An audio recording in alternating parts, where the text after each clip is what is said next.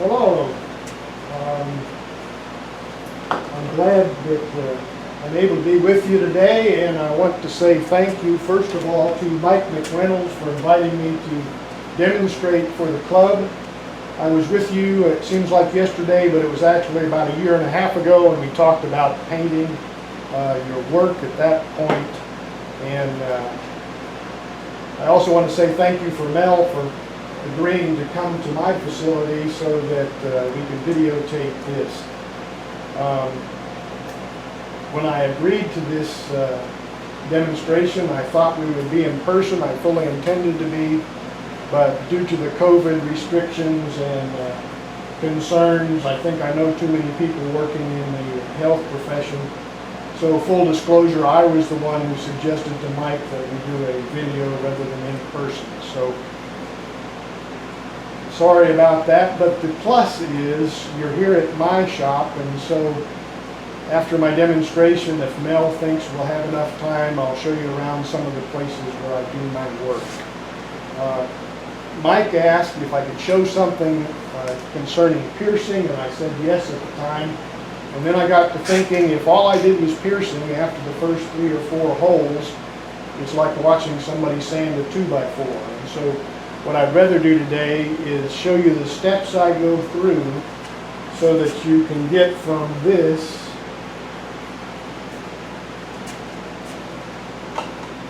to this. And like I say, that's a painted object. We're not going to paint today, but we'll get up to that point. You'll have to remember what we learned a year and a half ago for the painting.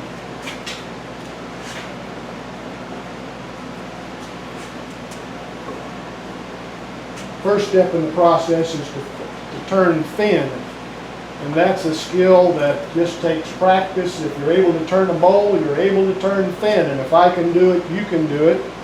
I told Mel behind the cameras, is one of my favorite pieces of equipment. It's my wood stove, which is the heat for my shop. And sometimes when you turn thin, you work for 2 or 3 hours and then it explodes until you throw it in the wood stove, and then you don't feel too bad because at least you got some heat out of the subject.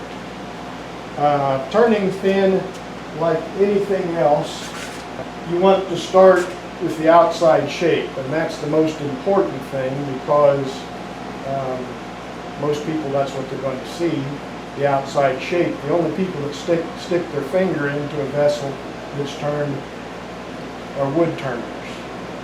No one else does that. Wood turners just want to see how good you are at turning the inside. I suggest if you're just starting to turn thin that you start with small open vessels, something like this would be. Small because if they explode you haven't spent 3 hours turning it. And open because it's easier to get your tool in there to do the work.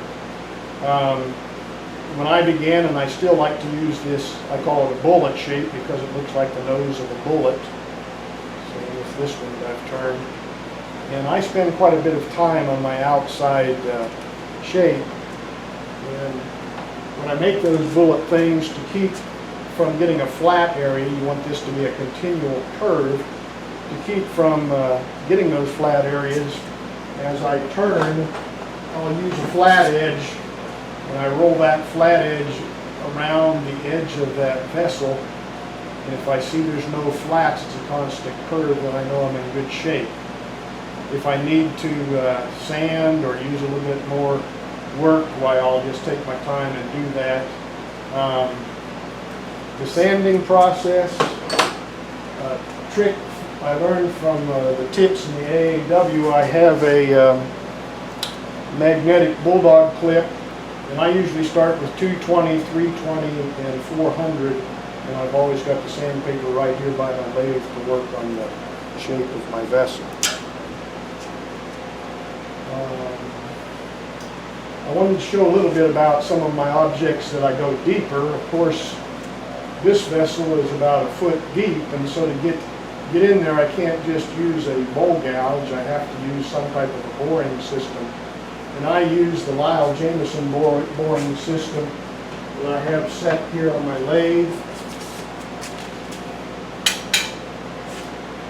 And this is not a real deep vessel, it's about 4 inches, but I set it up so that I can show you what to do when you bore a little bit deeper. Now before you start boring, the first thing you want to do is establish your thickness of your wall. And I do that with a parting tool.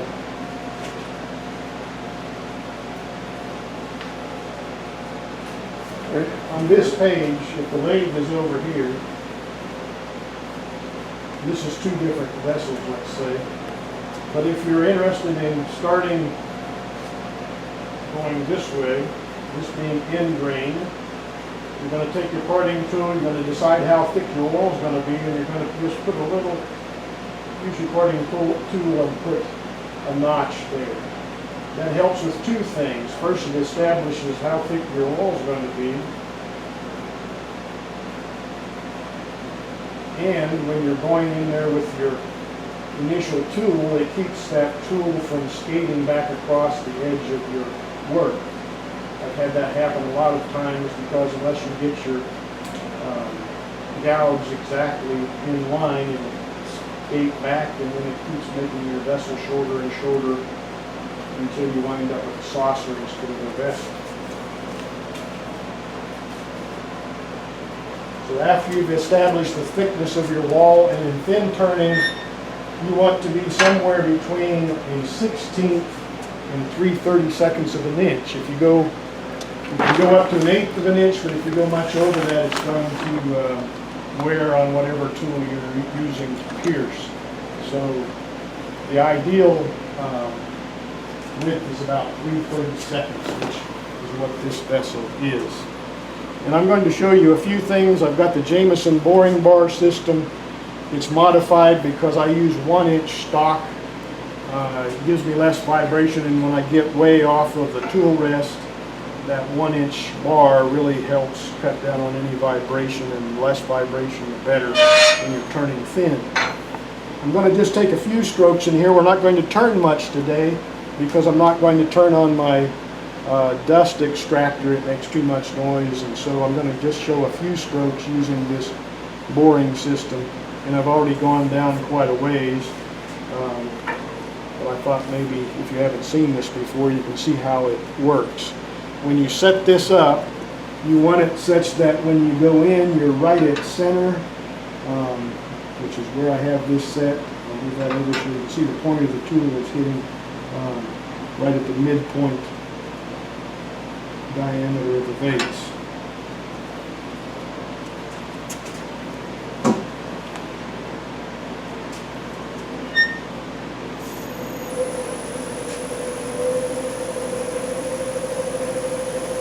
Now what's nice about this boring bar system, before I had this, I used an arm brace and I used different tools. As I became older, when you spend about 4 hours like this with an arm brace, it gets you right in your lower back. Well, now I can actually sit, I have a stool I actually can sit on, and I can use this system to hollow out.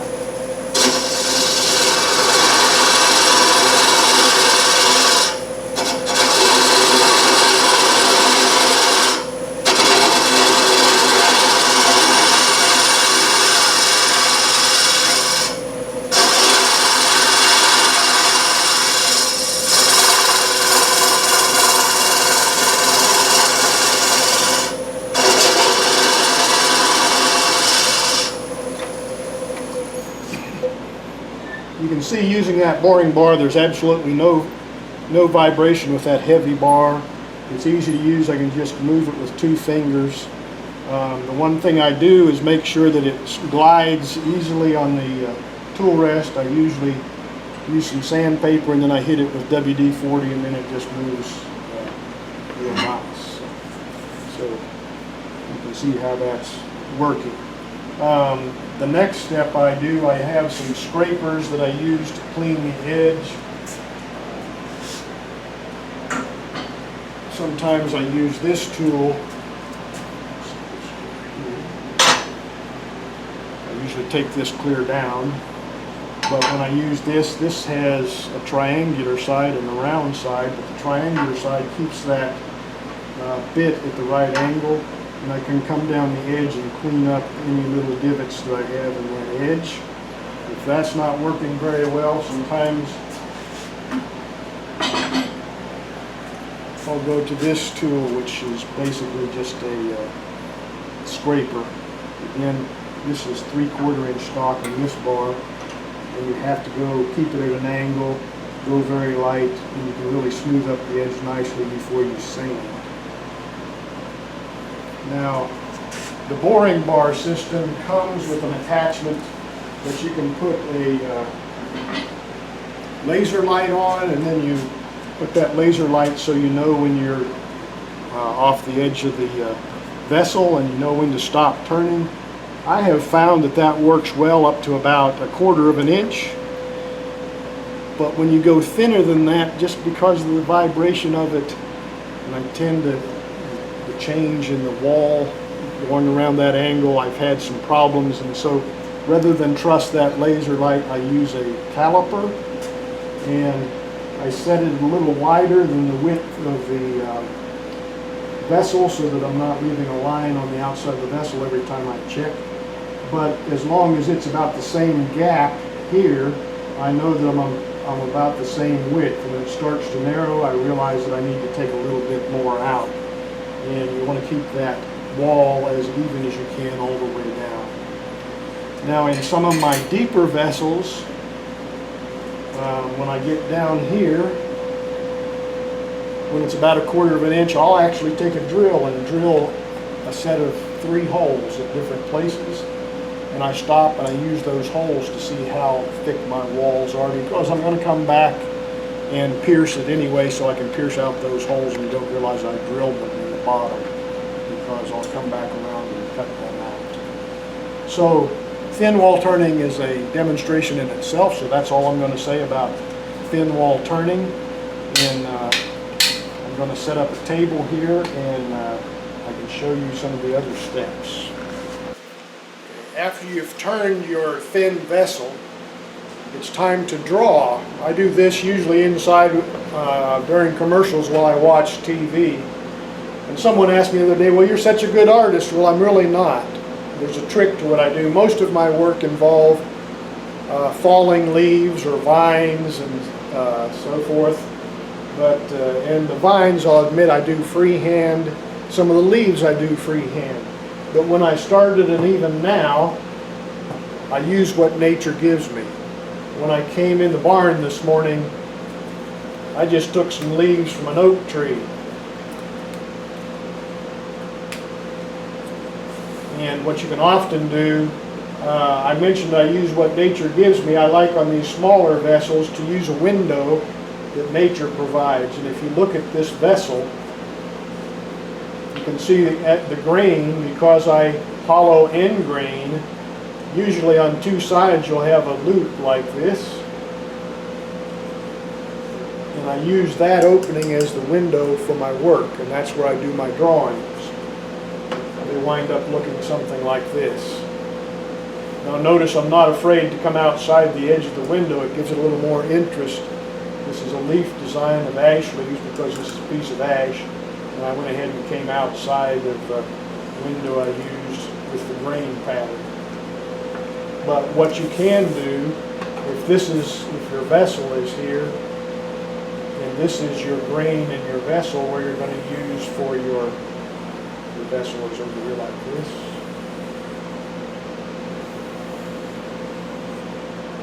And this is going to be your window. We'll stop up here. Use this. You can arrange these falling oak leaves so that they're inside and outside of the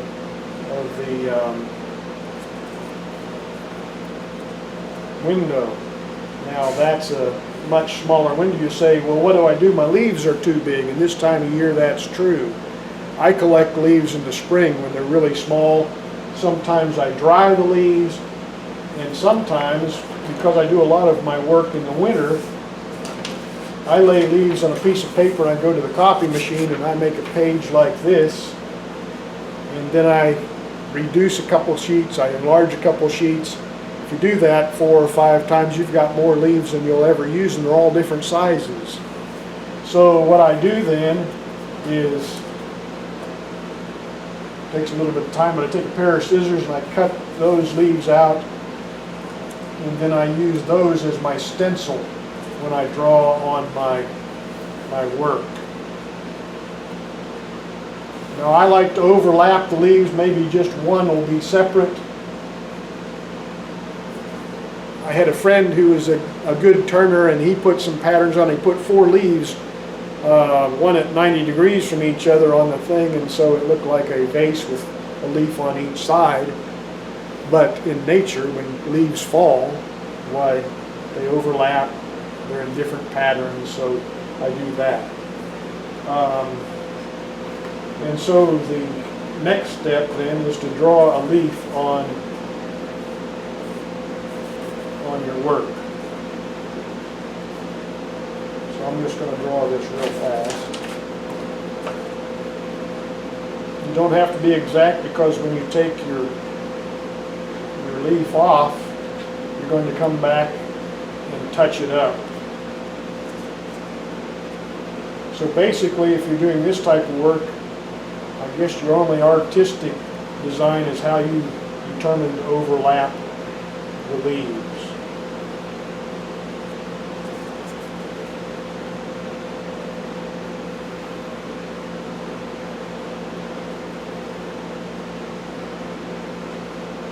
I use ginkgo leaves a lot. I can now hand draw ginkgo leaves most of the time. They're easier to draw than oak leaves or maple leaves, and the veins are relatively straight. Usually I'll use an odd number, 3 to 5 leaves on a falling pattern. Anyway, that's my tips on drawing. The next thing you would do would be the burning process. I like to use a burner that has an adjustable heat, because when you use different, whether you're using a soft wood or a hard wood, you need a different amount of heat to give the proper burn. I use the Detail Master, which you buy these different pins which have different tips. There's also one on the market I know that's probably more popular, that you just buy the tip and plug it into the pin. With this, you have to buy the whole pin, which pins are, I haven't bought one for years, but they used to be anywhere from $25 to $30, or probably up to $45 by now, I'm sure. And the first thing I do, because I'm both cutting and burning, I'm running across a piece of fine sandpaper on both sides just to sharpen the blade a little bit. I've already done that, so this blade is nice and sharp. I'm going to do just a little bit of burning here for you. I follow the line that I established with my pencil. I burn for 2 reasons. First of all, it brings out the detail in my work. And second, because I'm going to paint it or stain it, because I'm cutting the fibers or burning through the fibers, it prevents the stain or the paint from flowing on with the grain. I'm sure sometimes you've stained something and that stain will spread out on you where you don't intend it to. Well, it'll pretty much stop where you burn this line. The other thing that this helps, because I use airbrushing, I cover my vessel with a plastic material called Frisket. And then you take a razor blade and you cut out the parts that you want to airbrush. Well, when you take that razor blade, you're usually following the line that you burned in there. It makes it easier, and it also doesn't show a razor blade cut on your work.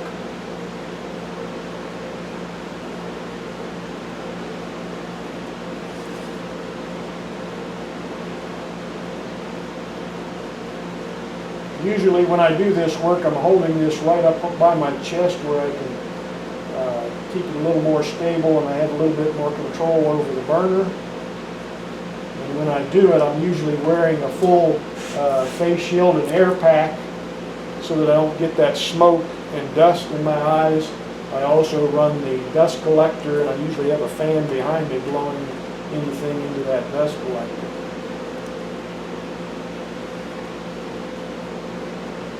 I've always tried to be very cautious using the proper dust collection system.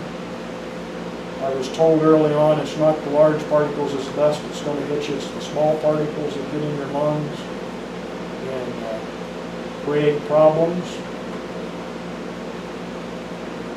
The thing I sometimes forget, the same person said, you really should always wear your dust mask when you're sharpening your tool, because those fine metal shavings will get you quicker than the wood shavings will. But we tend to forget. We go over to the grinder and sharpen our tool without a mask on.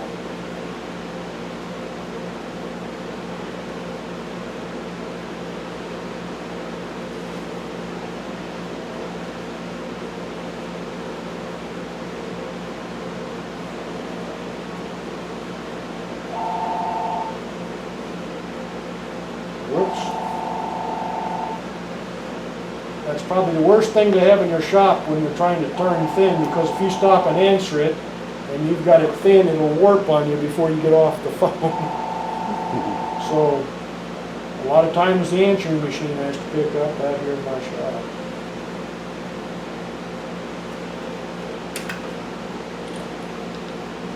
Anyway, I usually put a pattern of falling leaves. They look something like that. I've already done that on this vessel. I've got 3 leaves. I've kind of outlined my window with a pencil, and so that's finished. The next thing we're ready to do would be texturing. You want to do all that type of work before you pierce, because if you're going to pierce all the way around an object, that object gets kind of fragile, and so if then you start using an engraver or something on, you could crack your vessel.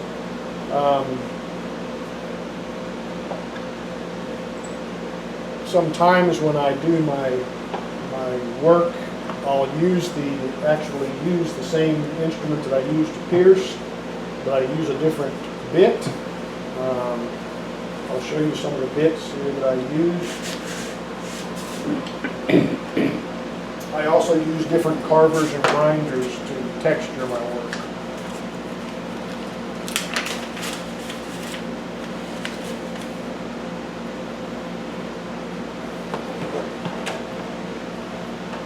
This is a ram carver.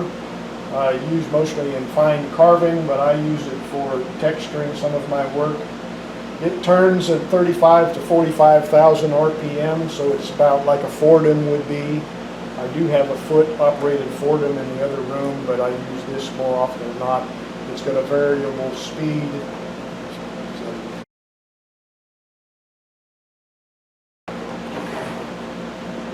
Plugs in and runs on bits. It has cutting bits as well as burr bits. I'll lay one here. You can see the little burr on it that I use. A lot of times I use this to clean up my work, and I'll show you that here in just a minute.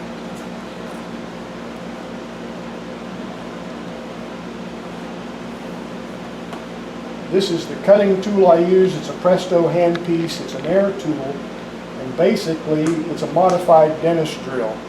The difference between this piece of equipment and a dentist drills are L-shaped, and this is a pencil shape. We're much more, unless you're a dentist, you're much more accustomed to using a pencil, and so this works very well. This turns at 400,000 RPM, not 40, 400,000. I don't know who counted it, but that's what it said in the paperwork. And because it turns fast, it's like writing with a pencil when you're cutting the wood.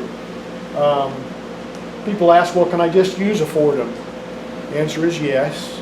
And if you're only going to do 1 or 2 things, you don't want to invest in something like this. You probably want to use a Fordham or even a Dremel tool. You're going to find, though, it's not as much fun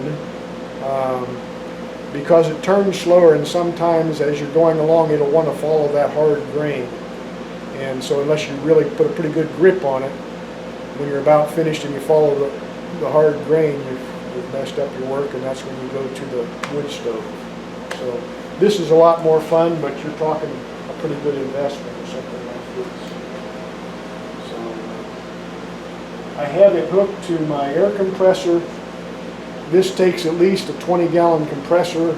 Otherwise, you have to keep stopping and let your compressor catch up. I've got a bigger compressor that I sometimes hook up, and then I can run it pretty much all day without even the compressor kicking on. I'll show you some of the piercing that I do. I usually try to use a random pattern just because it looks better when you try to do something that's in line, why it looks kind of, I guess, not natural. I'm going to turn it on, and if you can hear it, it does sound just like a dentist drill. I've spent a lot of time in the woods in my life. I'm also a hunter, and I spent, growing up, I would go with my dad before daylight, and so I spent a lot of time watching leaves fall as the sun come up. And when the sun comes up, a lot of times you'll see swirls in the dust or in the light. Anyway, in some of my work, I like to put that little dust pattern in just to give the illusion of movement and sunlight when I paint. And so I'll begin by making a dust pattern. To do that, I use little V shapes, Y shapes, T shapes, just at a random.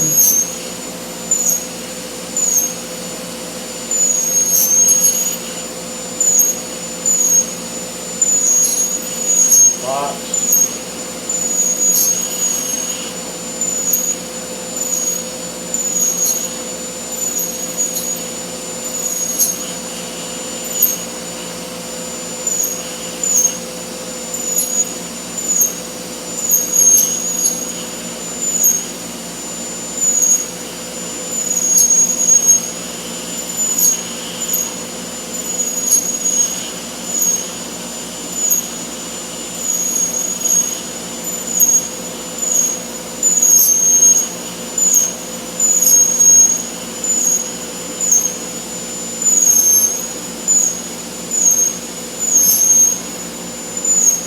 Jerry, those are all going through? These are going clear through, yes.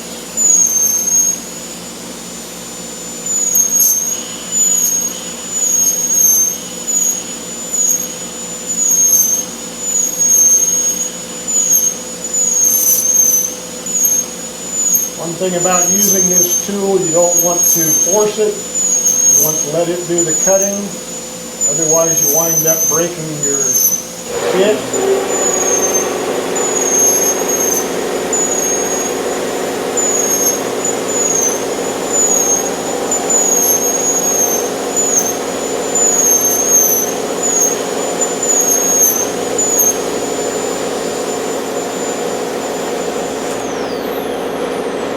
There I have a dust pattern. I didn't mention that this is connected to a regulator. I regulate it to about 40 pounds pressure. It also has a trap to trap any water or moisture that might come through.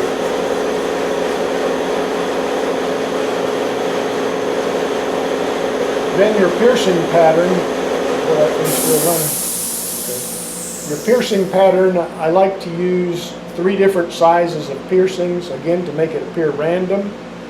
I try to make it look like you're laying stone or brickwork. Again, a random pattern is best. I've also developed a pattern that I call it a dogwood leaf pattern, which looks fairly decent. So I'm going to put a few of those here in this one.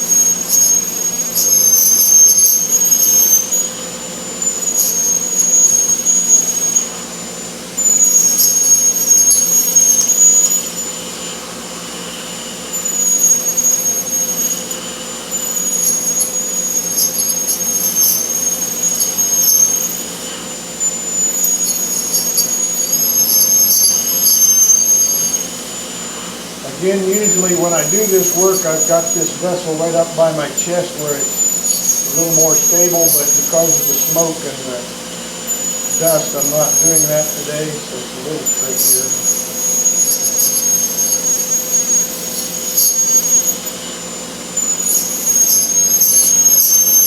But you can see how smooth that machine runs because it turns so fast.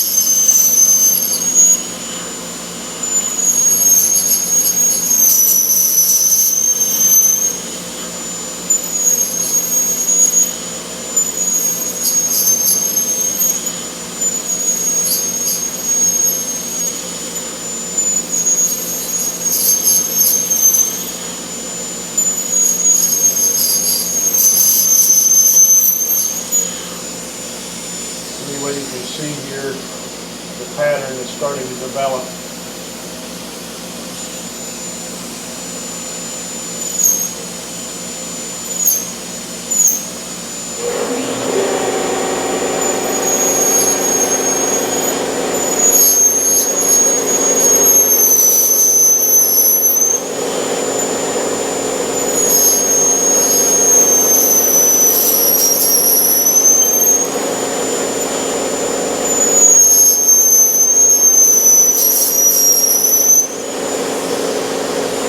After you do this a while, your bit will load up with burned material and it will get a little bit dull, and so to sharpen that bit, you can use any soft metal, copper penny, if you can find copper pennies anymore, a piece of copper wire. This is a piece of copper ground wire.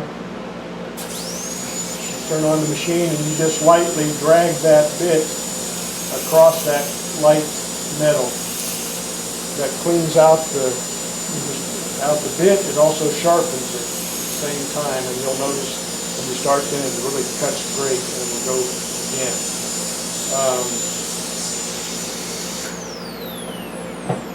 So that basically is the piercing process.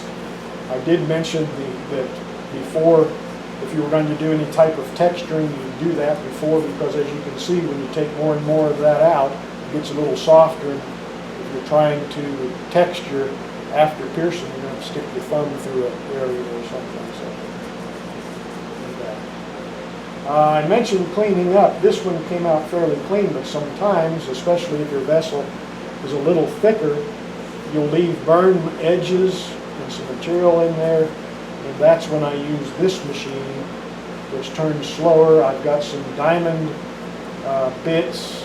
I also have some ceramic bits, and I use it to clean out the cuts if I need to. And that's just basically real lightly going around the edges, and it cleans those out.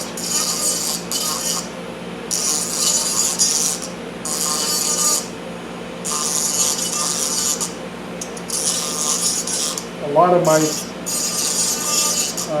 vessels, I don't need to do any of this type work, because if you keep your bit sharp and your turning is thin enough, it won't burn as much and it'll cut more.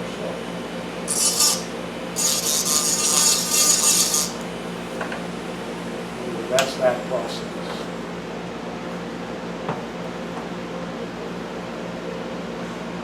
This also comes with bits that are burr bits, where you can do texturing and so forth.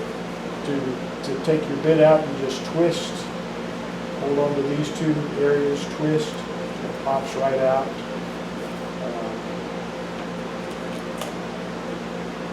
The other bits, there's a burr bit, it's that size. Put that in. There's a little tool you use, you slip it in that far, and then you take this tool and push it all the way in. Pops, you know, so you're ready to go. Again, to take it out, it's just twisting. This machine's the same way, you just twist, and that lets go to pull out the different bits that you use.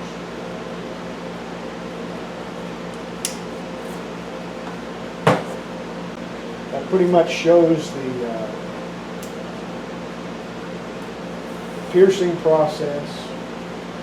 After that, you give it a light sanding to get any of your pencil marks off. It cleans it up a bit. And then you're ready to paint, which you'll have to remember a year and a half ago when we talked about painting. Now in piercing, you don't always have to do a pattern work like that. I made a number of these little necklaces that instead of piercing the pattern, I pierced out. This is a wave pattern. My wife made a much bigger one of these, and so I made some little necklaces this way, and they turned out nice. Also, sometimes instead of using that window, I'll do something like this. This is a mirrored image. I used to call it Flight of the Bumblebee. I have a lot of these wood boring bees, which I hate because they go after my deck and my barn. So I keep a badminton racket handy and I smack them with that. Anyway, it's a mirror image because I've got a bee on this side and then there's a bee over here on this side.